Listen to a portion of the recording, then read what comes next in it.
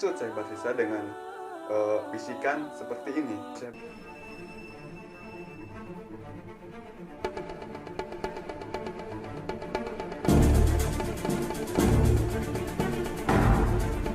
Menghasut Syekh Barsisa dengan bisikan seperti ini. Syekh Barsisa, jangan di luar kamarnya, takutnya fitnah dan malu dilihat oleh tetangga-tetangga yang lain. Sedangkan dirimu adalah seorang alim ulama yang selalu taat terhadap perintah dan larangan Allah Subhanahu wa Ta'ala.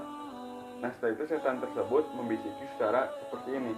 Syekh Barsisa, jangan di luar kamarnya, takutnya jadi fitnah dan dilihat oleh tetangga-tetangga. Malu karena kamu adalah seorang yang bertakwa dan beriman kepada Allah Subhanahu wa Ta'ala. Cobalah masuk ke kamarnya. Kedua, agar tidak dilihat oleh tetangga-tetanggamu, agar tidak malu gitu. Nah, keesokan harinya sembari mengantar makanannya, Syekh Barsisa pun masuk ke dalam kamar wanita tersebut. Sebelumnya pun wanita tersebut digoda oleh setan laknatullah, yang dimana setan tersebut membisiki, coba ceritakan keluh kesahmu kepada Syekh Barsisa, karena Syekh Barsisa itu seseorang yang sangat pengertian, laki-laki yang sangat perhatian gitu. Nah, terjadilah perbincangan antara dua insan tersebut di dalam sebuah kamar antara lelaki dan wanita yang bukan mahramnya.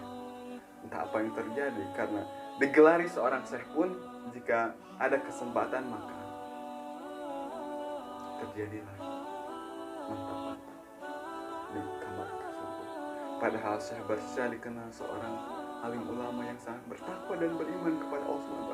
Dan wanita tersebut pun dikenal sebagai wanita yang pandai menjaga akhlaknya, pandai menjaga auratnya. Ternyata jika dihadapkan dengan satu sama lain berduaan, tidak ada yang melihat, ternyata iman itu rusak, iman itu hancur, menjadikan Syekh Barsisa mantap-mantap dengan wanita tersebut.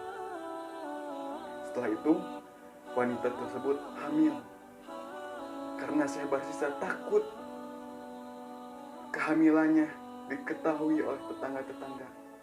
Syekh Barsisa tersebut, akhirnya setan pun menggoda kembali kepada Syekh Barsisa untuk membunuh wanita tersebut agar tidak diketahui kakak dan tetangga-tetangganya atas kehamilan yang dilakukan oleh Syekh Barsisa tersebut. Kemudian setelah tragedi naas tersebut, keduanya menyesal atas perilaku yang dilakukan oleh dua insan manusia tersebut, karena wanita mungkin hamil dan malu hamil di luar nikah, dan Syekh Barsisa pun malu menanggung beban sebagai seorang alim ulama beriman kepada Allah SWT, dan terutama malu tidak bisa bertanggung jawab kepada amanah yang dibebankan oleh kakak-kakak wanita tersebut, dan malu oleh tetangga-tetangganya karena dia adalah orang beriman, masa dia menghamili wanita yang bukan mahram. Setelah itu kemudian setan menghasut Syekh Barsisa untuk membunuh wanita tersebut dan menguburkannya di halaman rumahnya. Nah, setelah itu beberapa hari kemudian lelaki atau pemuda-pemuda kakak-kakak wanita tersebut kembali kepada rumah Syekh Barsisa untuk menanyakan keadaan, bagaimana keadaan adikku tersayang, bagaimana keadaan, apakah sehat, baik-baik saja, apakah bagaimana. Ternyata jawaban dari Syekh Barsisa adalah, mohon maaf, adikmu sudah tiada. Alasan dari Syekh Barsisa ini, matinya wanita tersebut adalah karena sakit. Kemudian lelaki tersebut karena percaya dengan Syekh Barsisa, lantas kembalilah tanpa menanyakan suatu apapun. Ketika mereka pulang, lalu pada malam hari mereka pun tertidur pulang, dan di dalam mimpinya ternyata diceritakan adiknya ini tidak mati karena sakit, melainkan mati karena dibunuh oleh Syekh Barsisa. Dan ternyata ketiga orang pemuda tersebut mengalami mimpi yang sama di malam tersebut. Diceritakanlah keesokan harinya oleh satu orang pemuda. Oleh karena itu diskusilah kenapa sama gitu mimpinya. Dan karena penasaran, kembalilah ke rumah Syekh Barsisa untuk menanyakan kebenaran yang terjadi. Setelah datang, ketiga pemuda tersebut menanyakan kebenaran yang terjadi. Ternyata Syekh Barsisa masih saja kekeh dengan kebohongannya. Dan karena ketidakpercayaan sekarang ketiga orang pemuda tersebut kepada Syekh Barsisa, menggali kuburan wanita tersebut dan mengotopsilah. Di mayat tersebut ada suatu kandungan dan bekas tusukan. Nah, ternyata kebenaran terungkap. Syekh Barsisa benar membunuh adik dari ketiga orang pemuda tersebut. Dibawalah Syekh Barsisa ke pengadilan, yang dimana di pengadilan tersebut datanglah rajanya setan kepada Syekh Barsisa. Selama ini, kata setan, Anda melakukan hal-hal yang diperintahkan oleh anak buah saya. Nah, sekarang jika Anda ingin selamat, maka turutilah perintah saya selaku raja dari setan-setan tersebut.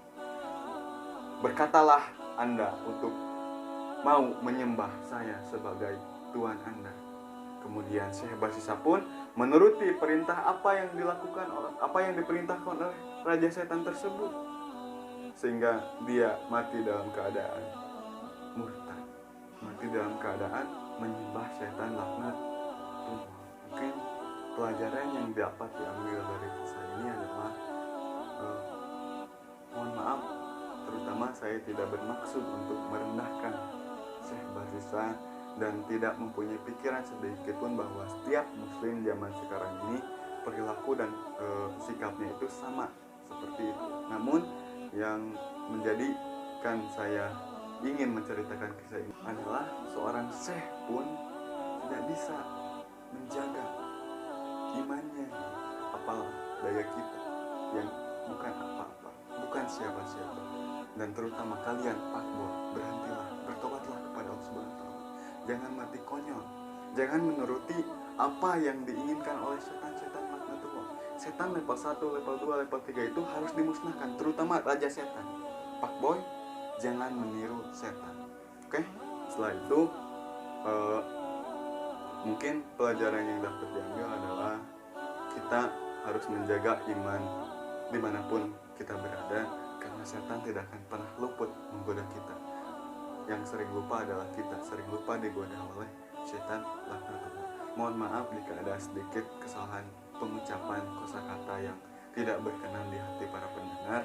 Semoga ada manfaat yang dapat diambil dari kisah Syekh Barsisa ini, terutama pada pemuda atau laki-laki di zaman sekarang. Wabillahi taufiq wal hidayah. Wassalamualaikum warahmatullahi wabarakatuh.